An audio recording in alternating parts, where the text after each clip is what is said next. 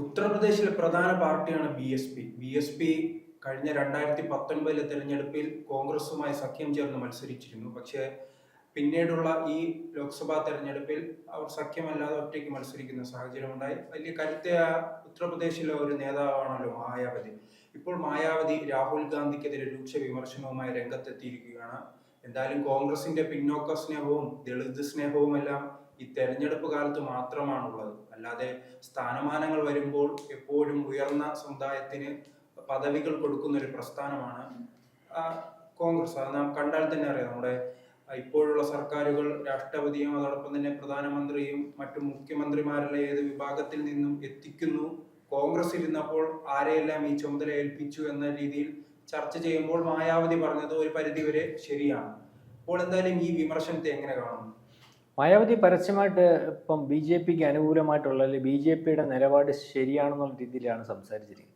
അല്ലാതെ പ്രതിപക്ഷ കക്ഷികളെയൊക്കെ ഞെട്ടിച്ചിരിക്കുകയാണ്. കാരണം ഈ കഴിഞ്ഞ ദിവസങ്ങളിൽ 2 ദിവസമായിട്ട് പ്രധാനപ്പെട്ട ഈ ചർച്ച പാർലമെൻറ്റിൽ പ്രതിപക്ഷം പ്രതിപക്ഷം എന്ന് പറഞ്ഞാൽ പ്രധാനമായിട്ടും കോൺഗ്രസ് ആവശ്യപ്പെട്ടതിൻ്റെ ഭാഗമായിട്ട് സബ്മിഷൻ അനുവദിച്ച് ഈ 75ാം വാർഷികമായിരുന്നു. അപ്പോൾ 75ാം വാർഷികത്തിൽ ഭരണഘടനയെ പറ്റി ചർച്ച ചെയ്ത് ഈ പറഞ്ഞതുപോലെ ഈ വടി കൊടുത്ത് അടിമേടിക്കുന്ന ഒരു പഴഞ്ചൊല്ല് നമ്മൾ പറഞ്ഞിട്ടില്ല, അതുപോലെ കിട്ടേണ്ടതെല്ലാം കിട്ടി.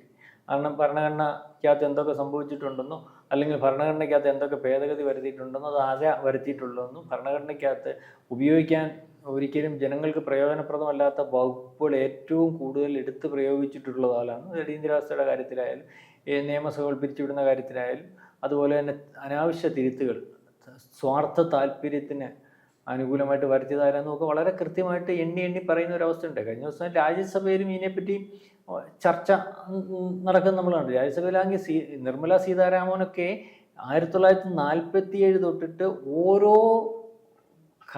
കാര്യങ്ങൾ ഏറ്റെടുത്ത് ഡേറ്റ് വെച്ച് ഓരോ വിഷയങ്ങൾ പേര് പറഞ്ഞ് പോയിന്റ് ചെയ്താണ് സംസാരിച്ചത്. അതായത് ഇനിയും ഈ നെഹ്റുവും അല്ലെങ്കിൽ ഇന്ദിരാഗാന്ധിയും ഏറ്റവും അവസാനം മൻമോഹൻ സിംഗ് വരെ ഇതിനകത്ത് ഒരു ഭരണഘടനയെ എങ്ങനെയൊക്കെ ദുർവിനിയോഗം ചെയ്യാമോ അത് എങ്ങനെയൊക്കെ ചെയ്തിട്ടുണ്ടെന്നുള്ള കാര്യം വളരെ കൃത്യമായിട്ട് പറയുന്നൊരവസ്ഥ. കാരണം ഇത് അറിയാൻ വയ്യാത്ത പിള്ള ചൊറിയുമ്പോൾ അറിയുമെന്ന് പറയുന്നവനൊക്കെ ആവശ്യമില്ലാത്ത കാര്യം കൊണ്ട് അവരുടെ ഇട്ട് കൊടുത്തു. ഇത് പലവട്ടം അവർ ഒഴിഞ്ഞൊഴിഞ്ഞു പോയതാണ്.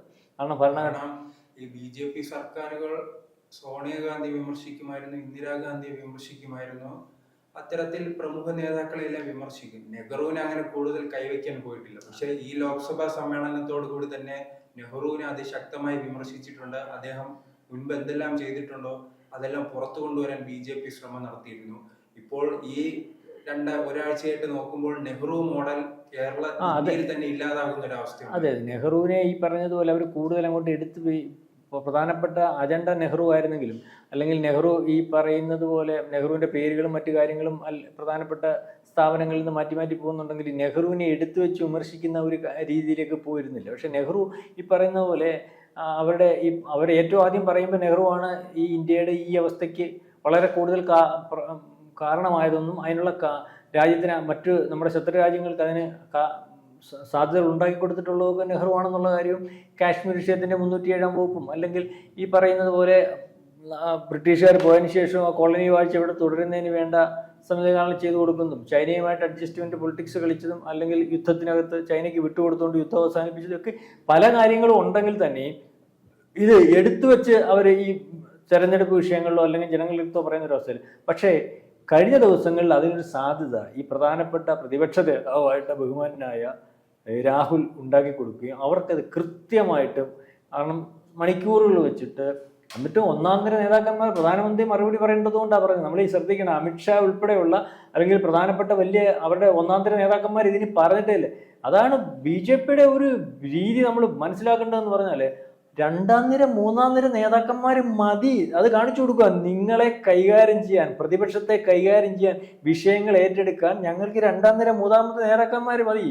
അതായത് ഏറ്റവും തേജസ്വി യാദവ് ഒക്കെ സംസാരിക്കുന്ന പ്രസംഗം കേട്ടാലേ അതിശയിച്ചു. അതിന് അയാളുടെ പ്രസംഗം കേട്ട് പഠിച്ചാൽ മതി രാഹുൽ ഗാന്ധി.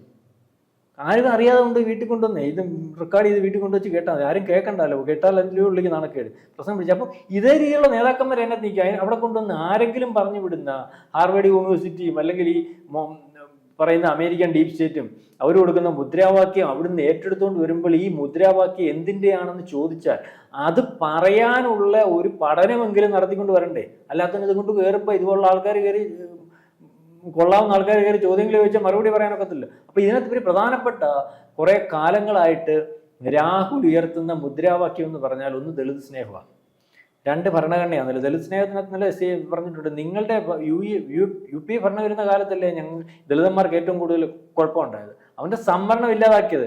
കാരണം ഏറ്റവും അവസാനം SC/ST ആക്ടിനകത്ത് ദളിത് ഈ പറയുന്ന പോലെ SC/ST വിഭാഗത്തെ സ്ഥാനക്കയറ്റം കൊടുക്കുന്ന ഒരു നിയമനിർമ്മാണത്തിന് വന്നപ്പോൾ നിങ്ങളല്ലേ എതിർത്തത്? അതിപ്പോഴും പാർലമെന്റിൽ നടുത്തളത്തിൽ കിടപ്പുണ്ടല്ലോ, ആ അന്നെടുത്ത് എറിഞ്ഞ സാധനം. അപ്പൊ അതേ രീതിയിൽ ഇവിടുത്തെ SC/STക്കും അല്ലെങ്കിൽ OBCക്കും സാധാരണക്കാരനും എപ്പോൾ ഗുണം ചെയ്യുന്ന രീതിയിലേക്കുള്ള കാര്യങ്ങളും ബില്ലുകളും വരുമ്പോൾ അതിനെ ഏറ്റവും മുമ്പിൽ നിന്ന് എതിർത്തിട്ടുള്ളത് അർഹതയില്ലാത്തവർക്കും ഒക്കെ സംവരണം കൊടുക്കുന്നതിനും അല്ലെങ്കിൽ അവർക്ക് വേണ്ടി ഭരണം നയിച്ചുകൊണ്ട് പോകുന്നതിനും ഏറ്റവും കൂടുതൽ ശ്രമിച്ചിട്ടുള്ളതും അത് നടപ്പാക്കിയിട്ടുള്ളതുമായിട്ടുള്ള ഒരു ഗവൺമെന്റാണ് ഇത്രയും കാലം കൊണ്ട് പരിശോധിക്കുമ്പോൾ കോൺഗ്രസിന്റെ ഗവൺമെന്റ്. അതുപോലെ തന്നെ കോൺഗ്രസിന്റെ ഗവൺമെന്റ് തന്നെയാണ് ഈ പറഞ്ഞ മായാവതി പറയുന്നത് ഏറ്റവും കൂടുതൽ ഭരണഘടനാ തിരുത്തൽ വരുത്തിയിട്ടുള്ള ഗവൺമെന്റ്. നിങ്ങളുടെ കാലത്താണ് ഏറ്റവും കൂടുതൽ ദളിതൻ ആക്രമിക്കപ്പെടാതെ പോകുന്ന ഒരു അവസ്ഥ. അതുപോലെ നിങ്ങളുടെ പാർട്ടിക്കകത്തുള്ള ആൾക്കാരാണ് ഏറ്റവും കൂടുതൽ ഈ ദളിതനെയും അല്ലെങ്കിൽ മറ്റു വിഭാഗത്തെയും ഈ പറഞ്ഞ പ്രൊമോഷൻ ഒന്നും കൊടുക്കാതെ മാറ്റി നിർത്തി പോകുന്ന ഒരു അവസ്ഥയിലേക്ക് കാര്യങ്ങൾ ഉണ്ടായിട്ടുണ്ട്. അതായത് നിങ്ങൾ ഇപ്പൊ പാർലമെന്റിൽ പറയുന്ന ദളിത് സ്നേഹവും SC/ST സ്നേഹവും ഒന്നും നിങ്ങൾ ഭരിച്ചിരുന്ന സമയത്ത് നിങ്ങൾക്ക് അവർക്ക് അവരുടെ ആനുകൂല്യങ്ങൾ വളരെ കൂടുതലായിട്ട് കൊടുക്കാൻ പറ്റുന്ന അധികാരങ്ങളുള്ള സമയത്തൊന്നും നിങ്ങളത് ചെയ്തിട്ടില്ല. അപ്പോൾ നിങ്ങൾക്ക് ഇതൊന്നും പറയുന്നതിന് വേണ്ടിയുള്ള അർഹതയില്ല. അവർ വേറെ കാര്യം പറഞ്ഞു, ദൈവത്തെ ഓർത്ത് പ്രതിപക്ഷ നേതാവെന്നുള്ള രീതിയിൽ ഇതുപോലുള്ള അനാവശ്യ കാര്യങ്ങളുമായിട്ട് പ്രതിപക്ഷത്തിന്റെ ഭാഗമായിട്ട് നിങ്ങൾ വരാതിരിക്കാമെങ്കിൽ, നിങ്ങൾ വാ തുറക്കാതിരിക്കാമെങ്കിൽ പോലും ഈ രാജ്യത്ത് ഈ പ്രതിപക്ഷ പാർട്ടി ഒരുപക്ഷെ നാളെ കാലത്തെ ഇലക്ഷനെ ഫേസ് ചെയ്താലും അല്ലെങ്കിൽ മറ്റു കാര്യങ്ങൾക്ക് പോയാലും രക്ഷപ്പെടുന്ന ഒരവസ്ഥ. നിങ്ങൾ വാ തുറക്കുന്നതും അല്ല നിങ്ങൾ പറയുന്നതും എന്താണെന്ന് നിങ്ങൾക്ക് തന്നെ അറിയത്തില്ല.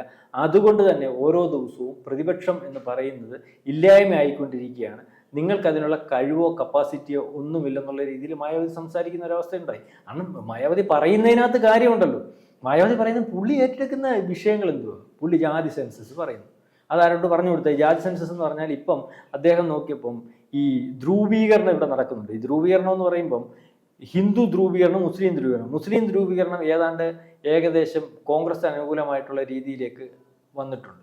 അത് കോൺഗ്രസ് കാരണം ഇതുവരെയുള്ള കാര്യങ്ങൾ മുസ്ലിം ലീഗ് അല്ലെങ്കിൽ മുസ്ലിം തീവ്ര അല്ലെങ്കിൽ ഈ ഇസ്ലാമിസ്റ്റുകളുടെ താല്പര്യങ്ങൾ സംരക്ഷിച്ചുകൊണ്ട് പോകുന്നത് ഒതുക്കത്തിലാണെങ്കിലും ഗോപ്യമായിട്ടാണെങ്കിലും അവരാണെന്നും അല്ലെങ്കിൽ അവരുടെ താല്പര്യങ്ങൾ സംരക്ഷിക്കുന്നതിന് വേണ്ടി നിന്നു കൊടുക്കുന്നത് അവരാണെന്നും ഒക്കെ മനസ്സിലായി. മാത്രമല്ല ഇപ്പം രാഹുൽ ഗാന്ധിയുടെയും പ്രിയങ്ക ഗാന്ധിയുടെയും നിലനിൽപ്പിന് പോലും ഇപ്പം മുസ്ലിം ലീഗും അല്ലെങ്കിൽ കേരളത്തിലെ മുസ്ലിങ്ങളും അല്ലെങ്കിൽ ഇന്ത്യയിലുടനീളമുള്ള മുസ്ലിം ബാക്കിയുള്ളടത്ത് മുസ്ലിങ്ങളുടെ ഏകീകരണം കൊണ്ട് ഇവർക്കാർക്കും ജയിക്കാൻ പറ്റുന്നില്ല. അപ്പം ആ ഏകീകരണം ഇപ്പം കേരളത്തിലെ ചില മണ്ഡലങ്ങളുണ്ടായിട്ട് അവിടെ വന്ന് ജയിക്കുമ്പോൾ മുസ്ലിങ്ങളുടെ ഏകീകരണം അവരുടെ ഭാഗമായിട്ട് നിൽക്കുകയും ഇനി ഒന്ന് ഈ ദളിതരുടെയും അല്ലെങ്കിൽ സാധാരണക്കാരൻ്റെയും പിന്നെ ഇവരെല്ലാം കൂടെ മറ്റൊരു ഹിന്ദു ഗ്രൂപ്പ് എന്നുള്ള ഒരു ഏകീകരണമായിട്ട് വന്നാൽ വളരെ അപകടമായിട്ട് പോകും. കാരണം ഈ പറയുന്ന ദളിതനും OBCക്കാരനും SC/STക്കാരനും പിന്നോക്കവും ഒക്കെ ഹിന്ദുവാണ്.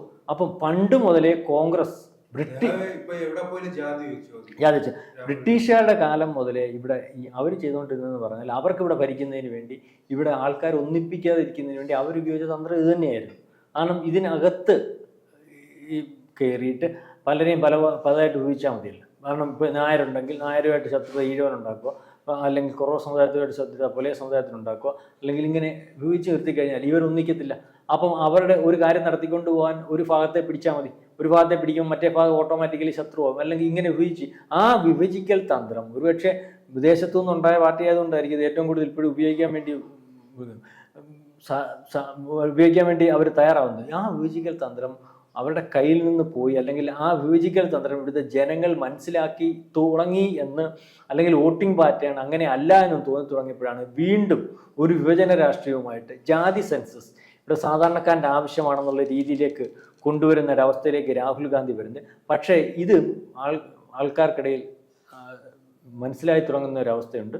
അപ്പോൾ അതുകൊണ്ടാണ് പറഞ്ഞത്, നിങ്ങൾ പറയേണ്ട നിങ്ങളുടെ വേലകൾ അല്ലെങ്കിൽ നിങ്ങളുടെ പാഴ്വാക്കുകൾ, നിങ്ങളുടെ വർത്തമാനങ്ങൾ ജനങ്ങൾക്ക് വിശ്വാസത്തിൽ എടുക്കുന്നില്ല, അല്ലെങ്കിൽ നിങ്ങൾക്ക് അത്തരത്തിലുള്ള മുദ്രാവാക്യങ്ങൾ ഏറ്റെടുക്കാൻ കഴിവുള്ളതായിട്ട് ജനം വിചാരിക്കുന്നില്ല. അതുകൊണ്ട് നിങ്ങൾ പണി നിർത്തൂ, വായടയ്ക്കൂ എന്നാണ് ഈ മായാവതി പറഞ്ഞത്. മായാവതിയുടെ ഈ പറച്ചിൽ ഒരുപക്ഷെ പ്രതിപക്ഷ കക്ഷികളെ മൊത്തം ഞെട്ടിച്ചിരിക്കുന്ന ഒരവസ്ഥയുണ്ട്.